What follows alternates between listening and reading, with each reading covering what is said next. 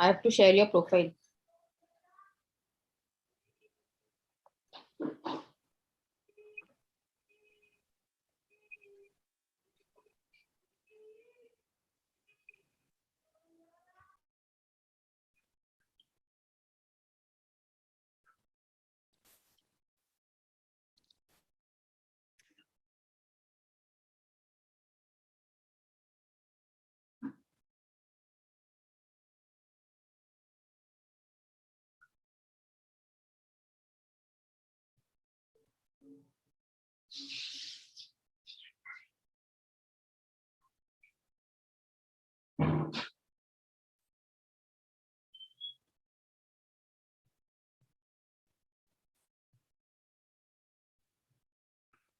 Good evening, everyone, and welcome to this day 3 session of Manage Exam Stress. So you all have been with us for last 2 days. So first day we saw how to get de-stressed, right? We learned various techniques in past 2 days. So first day we saw how to de-stress, and then during that session we learned 3 techniques. First, we learned heartfulness meditation, we learned heartfulness relaxation, and we learned left nostril breathing. That how we can activate our parasympathetic nervous system and we can get relaxed ourselves whenever we are into the stressful situations or whenever we are into an anxiety kind of a mode. So we can just do the left nostril breathing and we can activate our parasympathetic nervous system.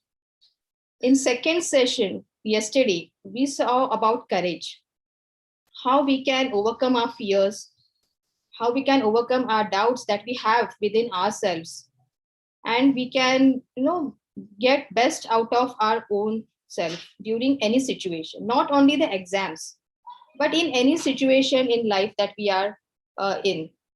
We can overcome our fears in whatever way, in whatever field we are. So in that also we saw one technique to detox the fear. So those who have missed, you can just go back to the link and you can visit those 2 sessions that we have. And you can find those sessions on YouTube channel, this YouTube channel of Heartfulness Meditation Pune. So today is our third day, and again we are with a new topic for today. So today our topic will be resilience. So we will learn how to make balance of our heart and brain, how to remain centered so that we don't lose our gravity. Okay, so we can remain as poised as we can. So to begin the session, again today we have a very special guest with us. You all might be interacting with her since last couple of days. So here I present her profile.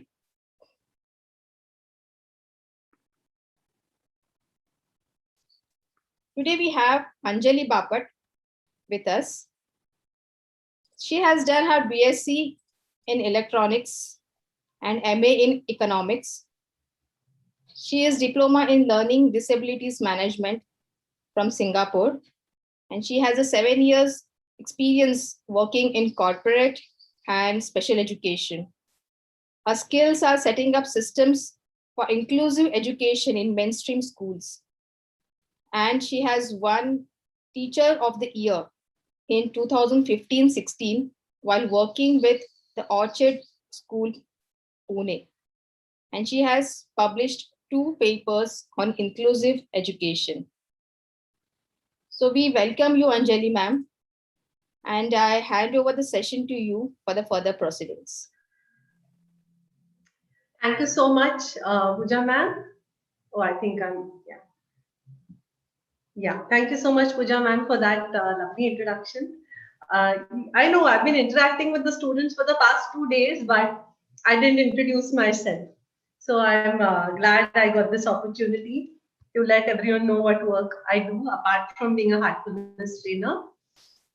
So dear students, It's a pleasure, it's a joy, it's a privilege to be with you again here on the third day of Manage Exam Stress. And the topic I'm going to talk about today is called resilience. Okay. This is a word that is now, especially during this past year, we've heard of it so much, because we've had to actually develop this quality. So, would some of you like to share with me on the live chat that what do you think this word means, resilience? It sounds very important and something very grand, but what do you think it means? आपको क्या लगता है? इस शब्द का अर्थ क्या है? Resilience. Would you like to share with me what your thoughts? I know it takes a while that because we are streaming the Zoom meeting onto YouTube. So between the time I ask you and you respond, it takes a little time. So I'm very happy to wait because I really want to hear from you. This should not be a one-way session. I want your feedback. I want your real-time responses. So please do let me know what you think this word means. And maybe Pooja ma'am and Shubham can help me by sharing what your responses are over here. This word resilience has gained so much of importance in this past year, especially, hasn't it? That is true. Yeah. So, Pooja, do we have any responses on the YouTube live chat? No, currently there are no responses. Okay. Okay, students, I think I'll wait for more of you to join so that we can get some enough of responses to give me an idea as to what you think. So we'll move ahead. I'll start sharing my presentation. We have few responses. Okay, great. On our YouTube channel. So Okay. Sahil is saying it is ability to keep going. Okay. One more response is ability. That's a nice response. Yeah. And jumping back from a difficult situation. Excellent. Bouncing back. Very nice. Then another from Pallavi. She's saying it is happiness. Oh, resilience is, yeah. Okay. I guess that after you're resilient, you will feel happy. But the act of resilience is something more active, I think. Yeah, nice. But I'm glad to see a different perspective from you. Okay, thank you so much for those responses. I think let's move ahead now.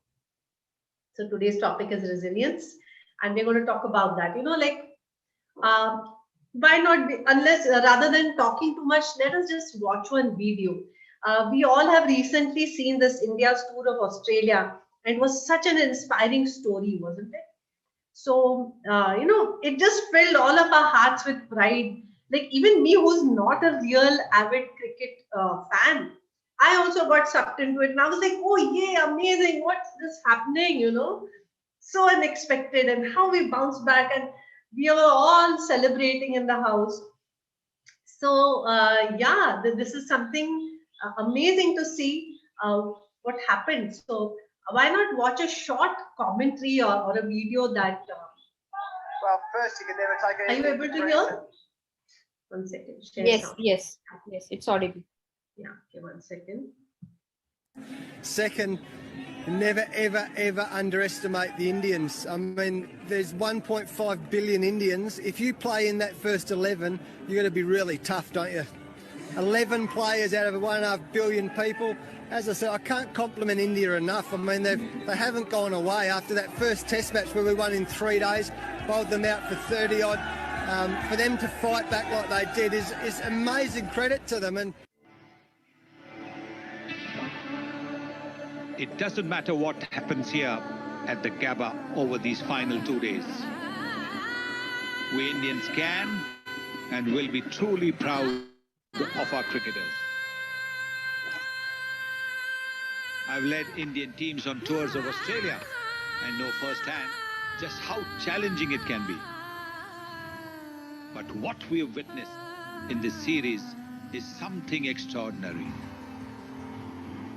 The resolve, fortitude, and reserves of spirit displayed by these players has been inspiring. Most have been away from home and in quarantine for over 5 months. They've been routed in the most crushing way and with the world watching.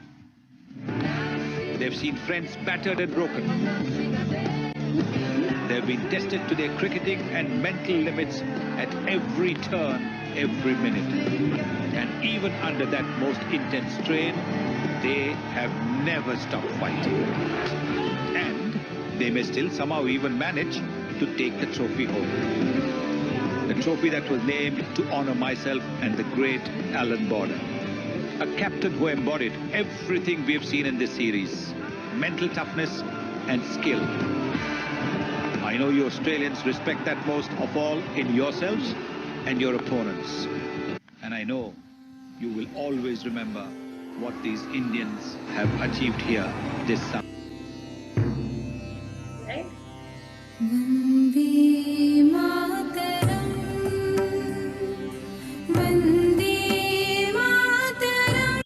So, yeah, so let's, so this has traditionally been a very, very difficult, match for us. We've never done well here in this match. And as you know, it was a series of 4 test matches.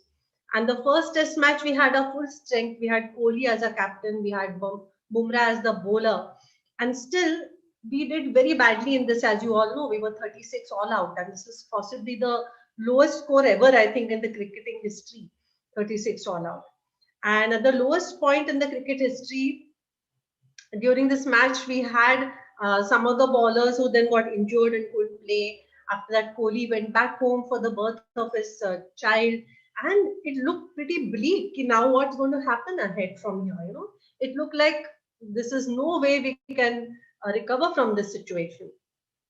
But then we saw the power of each individual coming together and contributing his little towards the success, right? And there were some young kids who were playing for the first time, 19, 20-year-olds. And the next match we won. The third match was a draw. And then the fourth match, we actually won against them. And this was in Gabba and Brisbane, where the Australians call it the Gabbaton, that is their fortress. And they had never lost to anyone there in 33 years. We know that. And forget about losing to the Indian team. They hadn't lost to anyone here. And this is how we created the history of the first time defeating them there. And so 8 new guys playing, and many of them for the first time. They were not even the first choice. Still, as a team, they could win at the Gabba, which no one had managed to do in 33 years, right? So isn't that amazing? So I would like to ask all of you now, and do let me know on the live chat, that what qualities did the Indian cricket team show here? Now, as a team, let us not talk about individuals maybe here, but what qualities did they show that made the things turn around from such a hopeless situation to a something historical, right? So what are the qualities that they showed? Can you please share with me on the live chat box? I know all of us, so many youth, everyone was so excited, even watching a test match like that. And, it was impossible as a Indian citizen or someone living here to not get sucked into this. So, even non-cricketing people could not but feel amazed and proud at what had happened. So, do we have any responses, Pooja or Shubham, on the live chat? Not yet. Not yet. Okay. So, yeah, probably. Okay, someone said happiness. Okay. They exhibited the quality of happiness. I think happiness is more of a feeling, right? So, how about telling me what qualities did they show? I think we have some.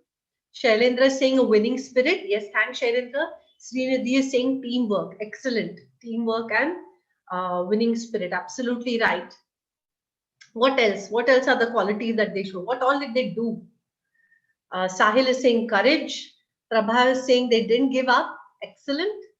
What else? Not giving up. Very good. They are showing courage. They showed teamwork. They showed a winning spirit. Excellent. Anyone who has anything else to share?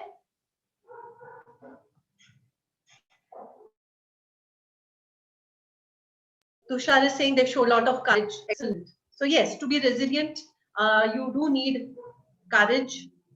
So let us see now what all they Well, first, you can never take anything for. yeah. So what are the qualities? Yeah, Shubham is saying focus. Palvi is saying focus. Excellent. Okay, great. So they adapted to change, right? Some big change happened. Their captain, who was the world's #1 batsman, was not there. The top bowlers were not there. So much of change happened. They adapted to that change. Reinvent yourself. They reinvented themselves. Okay, new guys, younger kids, everyone came together and showed a new spirit. They reinvented. They showed a positive attitude. They showed persistence. ठीक है, अभी हारे तो क्या हुआ? We can still do it. Draw हो गया तो क्या हुआ? We can still do it. Persistence, determination, right? And what else? Bouncing back, right? Which someone said right in the beginning, bouncing back. Excellent. So all these qualities together actually make up resilience. So resilience is a combination of many, many fine qualities which helps you recover when the situation is not what you want. And now tell me, my dear students, this last year has been really disruptive to all of us, hasn't it? What we expected has not happened. We had no control over the situation. We had not have our emotional supports in the form of our friends, our teachers. Our academic intervention was not maybe the best that we could have had. But still, here you guys are. You are trying your best. You want to do well. You want to know how to deal with the stress you have. I call that a resilience in itself. So yes, all these qualities together make up resilience, determination, persistence, positive attitude, right? So, okay, now again, I have a question for all of you. I'm not letting you be quiet. So there's a picture you see on the screen here. What do you see here? Okay, there is a river and there is a bridge. And is the bridge over the river? So what is going on here? What do you think happened? Would you like to share with me on the chat box? There is a river and there's a bridge, but the bridge is not over the river. So what happened? Who would like to share with me? This happens even in, I had visited Arunachal Pradesh once, and the government has tried so much to build roads and build bridges, but within one season, you see the roads are nowhere to be seen and the bridges are washed away. Here you can see there's a bridge, but there is no water flowing under it and the water is to the side. So what do you think this represents? Anyone has an answer in one word? Prajakta is saying a river, a bridge, but the bridge isn't over the river. Yes, Prajakta. But what does this represent? What does this mean? Does anyone have a guess?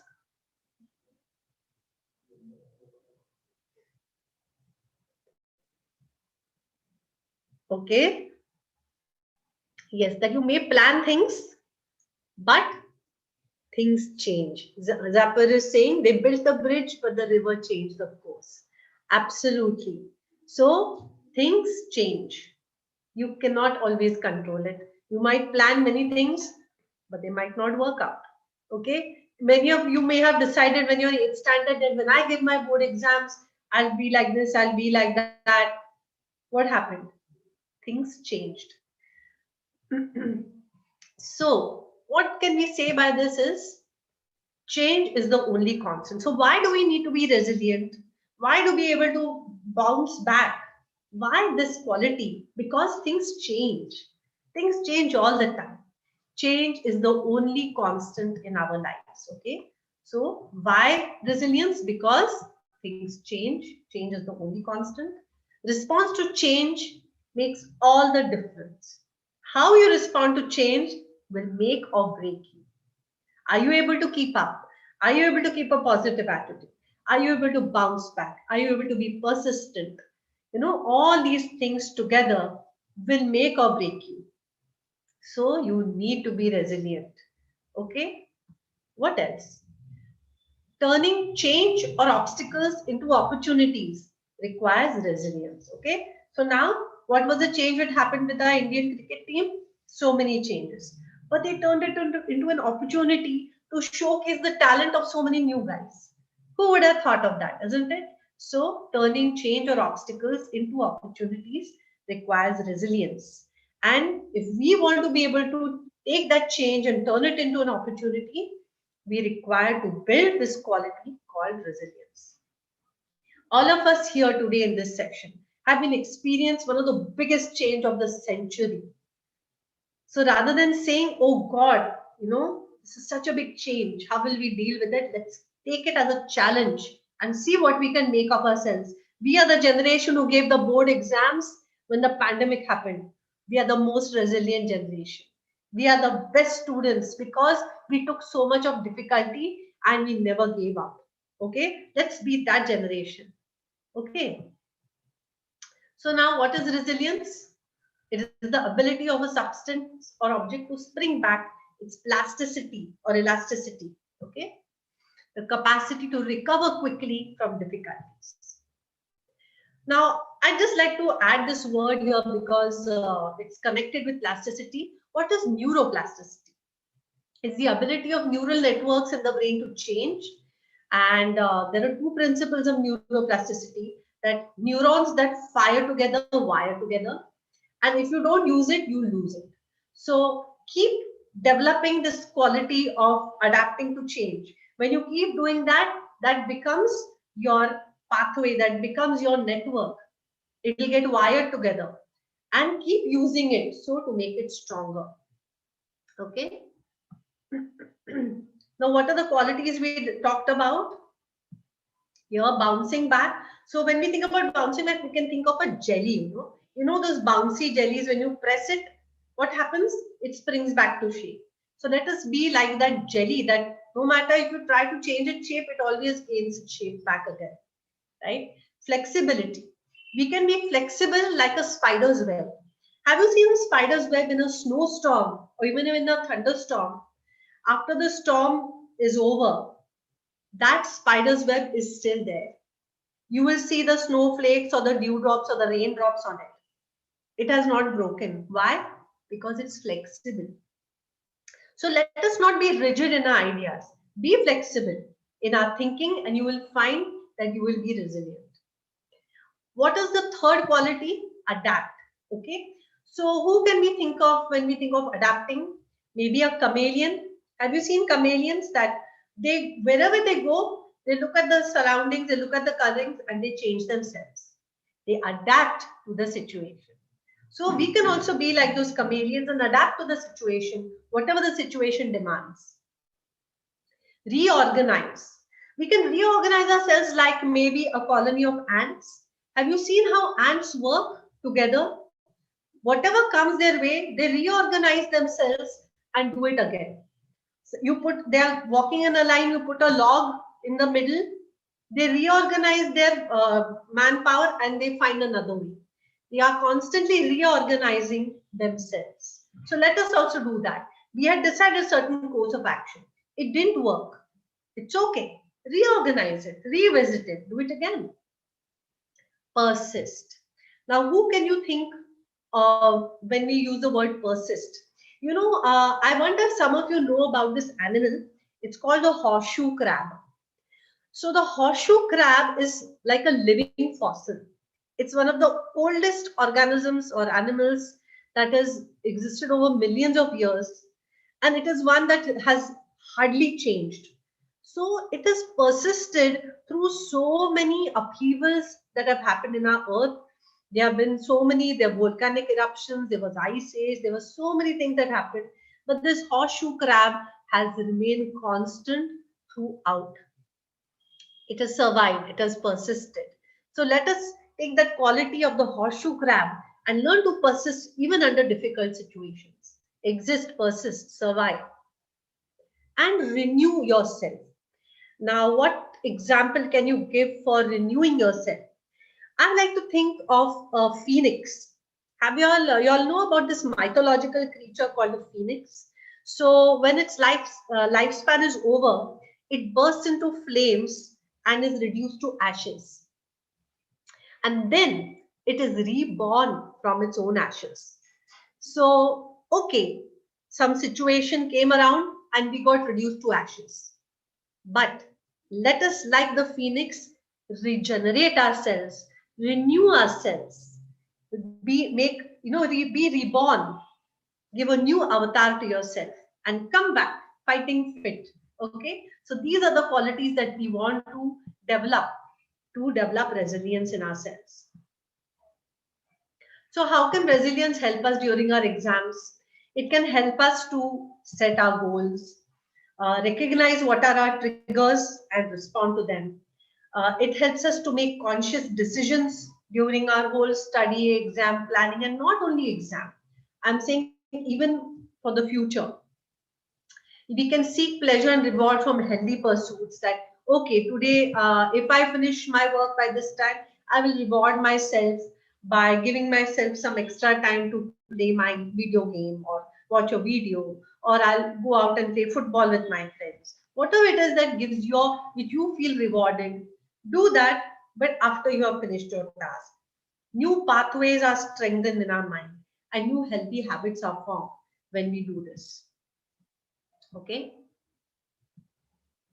Now, let us observe our own mind. Okay, here now we need to know, do we have flexibility? Do we have discipline? Do we have persistence? Okay, let's really observe our mind. What are we seeing there? Is it flexible and open? Or is it filled with thoughts?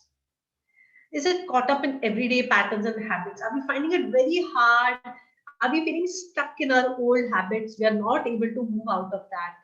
Yeah? So are we feeling like that? How can we change that, right?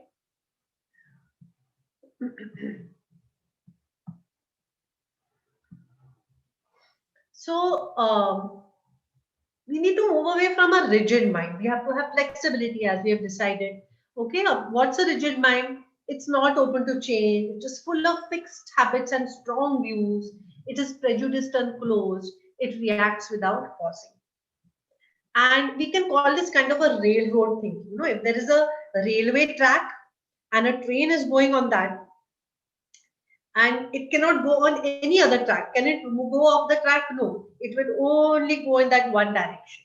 So a restricted thinking, a one track thinking, when faced with an obstacle, it cannot move ahead. Okay, so if a train is going on a railway track and you put a big boulder in the middle, the train cannot go anywhere, right? So it is stuck. An obstacle comes, it remains stuck. Now, on the other hand, if you think about flexible mind, okay, a flexible mind has the ability to adapt and willing to change. It has the capacity to be open, to bend, to respond with sensitivity. Okay, so this is nature after a forest fire. Okay, and you see how it has regenerated itself. Forest fire destroys everything, but nature is showing that resilience. So let us not be discouraged by any kind of setbacks we have. We are all part of nature. We all have this quality of being resilient, of regenerating ourselves from our ashes. Don't forget that. Each and every one of you here has that quality. You can do this. Okay. We can also call it a fluid thinking, like a flowing mind. So, like water, if you put a boulder in the middle, big boulder in the middle of a railway track, the train cannot go. But if you put a big boulder in the middle of a waterway, the boat will find another way and go ahead, isn't it? It's a fluid mind. So when a fluid mind will find alternative paths, it will find a way around the obstacles. We don't get stuck. So if we have a flexible thinking, we have a flowing mind, we find that it's very easy for us to go around the obstacles. So what prevents this flexibility or neuroplasticity in us? Why can't we all have it? Though we are all part of nature, some of us show these qualities, some of us don't show it. Why is that? Why don't we show? We are all born innocent, open, and flexible. As babies, we are extremely flexible. There's very high neuroplasticity in all of us. It's like a fresh, clean canvas, right? It's full of potential, each and every one of us. We have thoughts and emotions that accumulate in us slowly over the years. Then they start forming patterns of behavior. We start becoming rigid slowly. So what should we do? Let us try and clean our mind of all these patterns, all these thoughts and emotions. Okay, let's build up, remove the build-up of mental patterns. Let us not be creatures of habit. Let us remove these mental patterns that we have.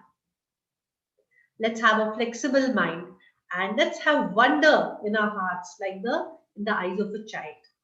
Okay, we can be that.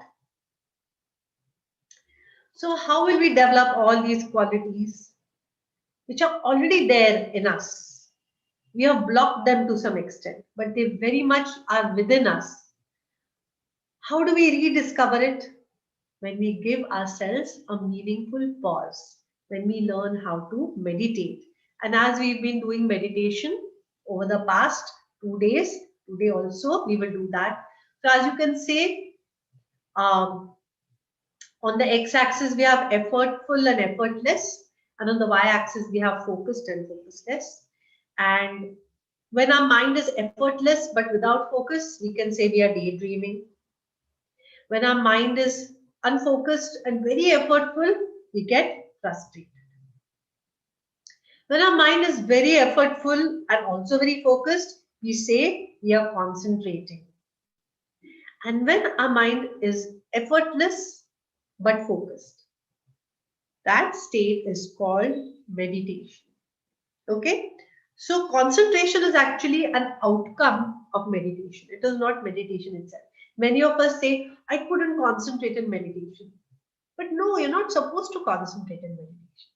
You're supposed to do nothing in meditation. It's an effortless focus. All right. And what do we focus on? On the divine light present in our hearts. So, yes, what did we all learn today? We learned that change is a constant and it brings opportunities. We learned about the word neuroplasticity. We learned that qualities are required, what qualities are required for resilience. We thought about how it helps us in exams. We learned about rigid and flexible minds. We learned about nature's resilience, which is very much mirrored in us. We learned about the powerful impact of taking a pause and what meditation is and what it isn't. All right. So thank you, dear students. With that, I end my presentation, but we will now continue into meditation, relaxation and meditation.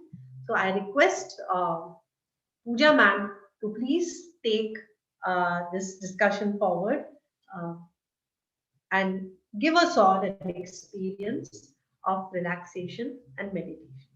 Pooja ma'am, over to you. Thank you, Anjali. So let us begin with our meditation session. So all are requested to sit comfortably in one place, wherever you find very comfortable. You can sit on a sofa, you can sit on a chair, you can sit cross-legged, or you can just be with whatever position you are comfortable with. And now we will just do the relaxation as we did in the first session. If you remember, we just went through few relaxation commands and then we started with our meditation. We focused on our heart and we just gave a suggestion that there is a divine light already present in my heart. So just let's begin, everyone.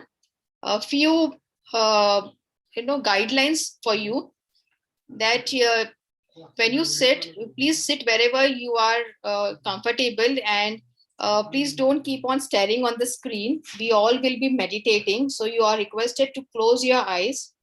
There will be no music in the background, so there will be a total silence during this meditation period. Once we finish with our relaxation session, there will be a small silent moment, silent minutes, where we will meditate on our heart.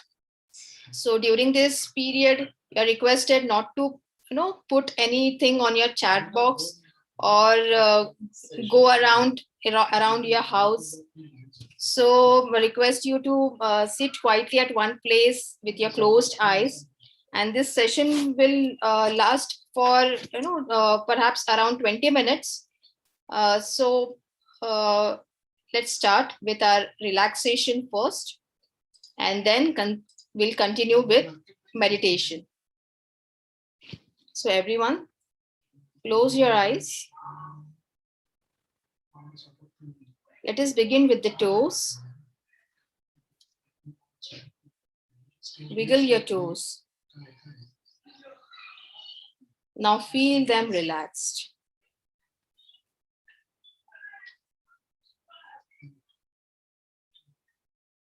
Relax your ankle and feet.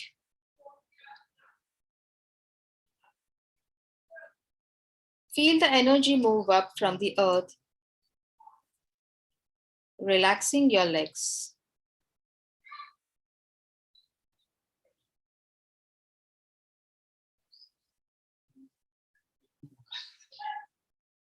Relax your thighs.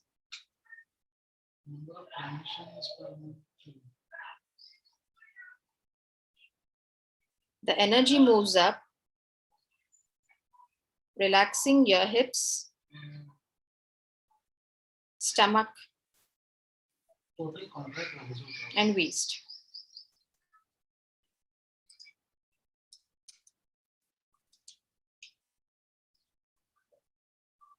Relax your back.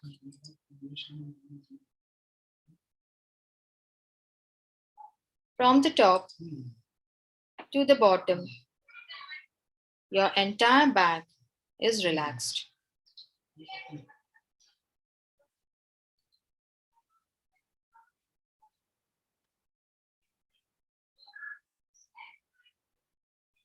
Relax your chest and shoulders.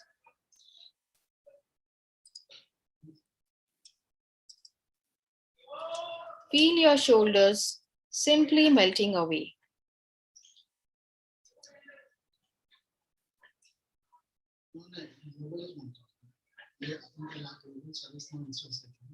Relax your upper arms.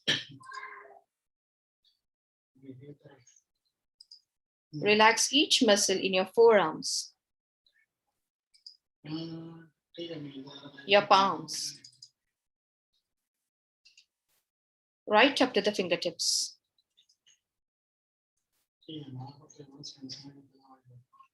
Your entire hand is relaxed.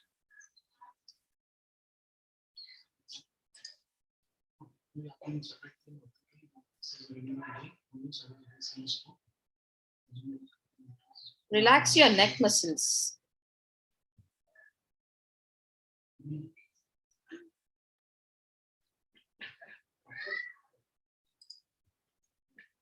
Bring your awareness up to your face. Relax your jaws, mouth, nose, eyes, earlobes, facial muscles, forehead, all the way to the top of your head.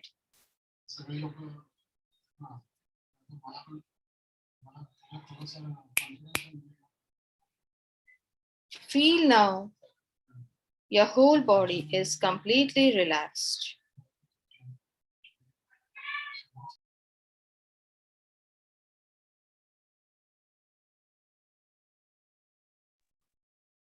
Bring your attention to your heart.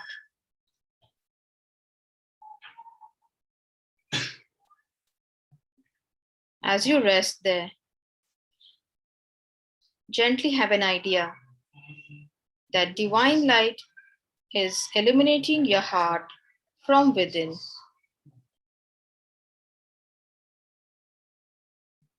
And is pulling you or attracting you inwards.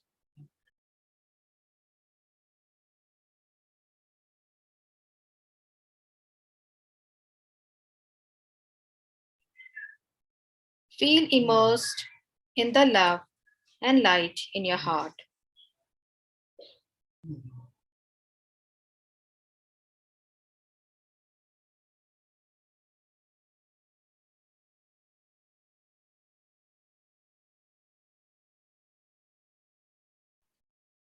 We'll begin with our meditation now. Remain focused on your heart and mentally give a suggestion that there is a divine light already present in my heart. And it is pulling my attention inwards.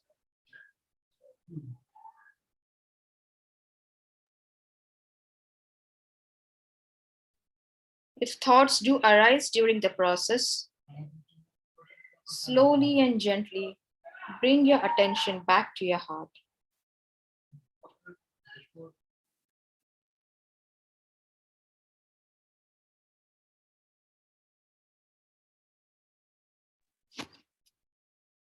We'll try to meditate for a few minutes. Please start meditation.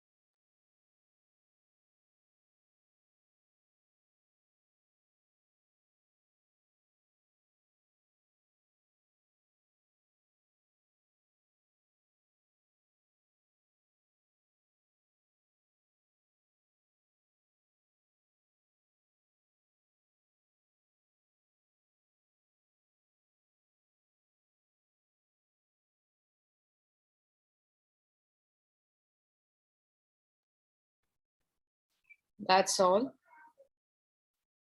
Remain with your eyes closed and make a mental note. How are you feeling deep within your heart?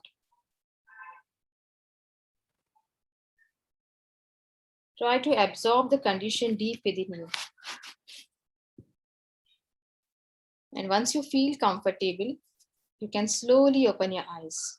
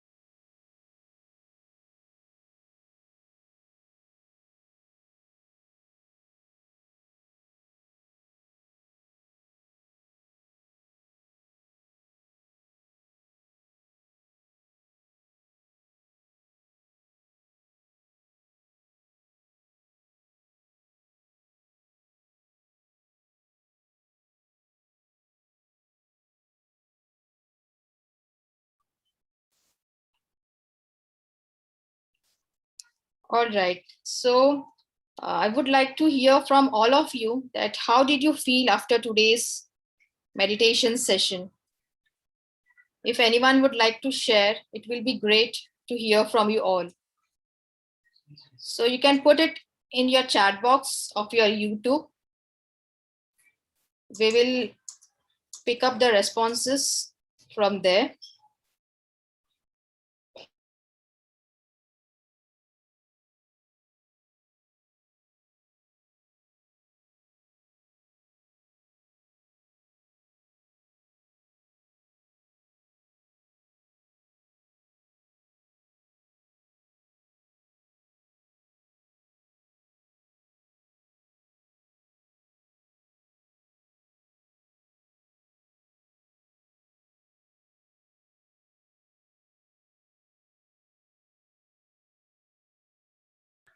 Also, if you want, you can just type in your questions if you have any.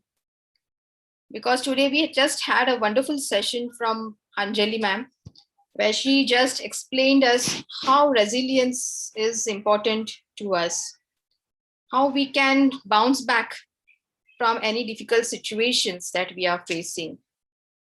So that just reminds me of a video that I just recently came across.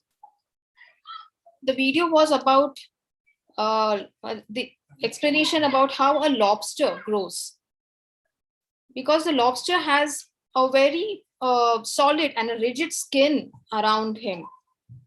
So if the lobster has to grow, it has to shed off its shell. So now, without that, if the lobster doesn't shed his old shell, it won't grow, and ultimately it would die, it would perish, right?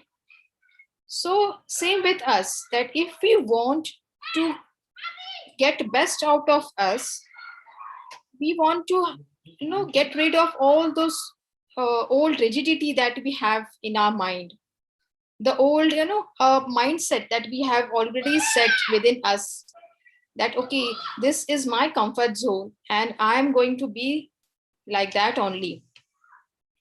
So that if this rigidity remains, it just shrinks us.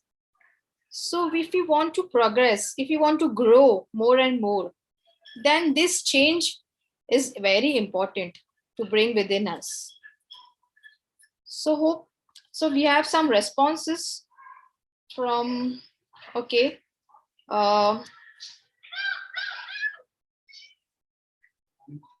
Okay, we have some responses that Pallavi is saying that she's feeling relaxed. Tushar is saying it was a great experience. So that is nice to hear from you all. Then Farmer Soldier, he's saying this always helps to make free from stress and body pain, as our muscles also get relaxed. Okay, his name is not Farmer, his name is Ganesh. Okay, so thanks Ganesh. It all okay. Then Experiment Jeek, he's also saying that he's feeling relaxed. So very nice. Thank you all for your responses. And again, the main thing comes that we have to practice this over the period of time. We'll get expertise once we practice more and more every day. So over the practice, you can also see that how your mind and thoughts also get regulated. How this neuroplasticity, it just comes very easily within us. We don't have to work exclusively to bring this neuroplasticity and a change within us. It just happens as and when we practice this meditation every day. So if you have any questions, it will be great. I'll be happy to answer your questions. So Sushma ma'am is saying great relaxation. Experiment Geek has a question that my eyes are not paining that much. Okay, might be his eyes were paining previously, but it's not paining now. So it's great, because that is the way how we regenerate, how we shed off the unwanted things within us. So that is the beauty of this system, of this method of meditation. So again, tomorrow we are going to see a new topic again. So tomorrow's topic will be on time, because now when exam times are near, time is a very important factor we have, right? Because if we are unable to manage our time correctly during this crucial time, crucial period, then it goes haywire here and there, and we are into a great trouble. So how to manage our time, that we are going to see in tomorrow's session. So if no one has any questions, then we'll just wind up with today's situation. Today's session. So we'll wait for a couple of minutes for any questions to come up.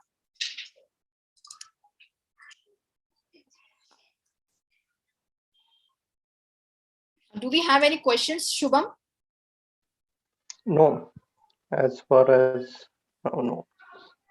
All right. So I think we'll meet you all tomorrow with a new speaker for the day. And thank you all for attending for today's session. And I hope these sessions are going to help you for a long. Thank you all for attending.